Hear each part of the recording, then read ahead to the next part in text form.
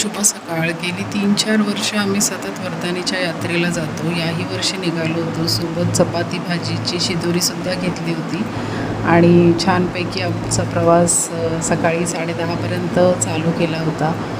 मजल दरमजल करत मुलांनी पण छान ट्रेकिंगचा आनंद घेतला आणि छान प्रवास करत आम्ही फायनली आपल्या वर्धानी देवीच्या मंदिराजवळ पोहोचलो.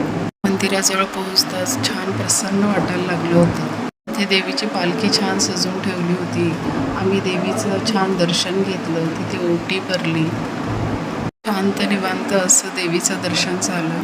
दर्शन झाल्यानंतर आम्ही मस्त एका झाडाच्या सावलीखाली सगळेजणं बसलो आणि सकाळी जी चपाती भाजी केली होती ती मस्त छान सगळ्यांनी बसून त्याचा आस्वाद घेतला आणि एन्जॉय केली. म्हणजे छोटी पिकनिकच होती म्हणा. आणि मग निघालो पुन्हा घरी.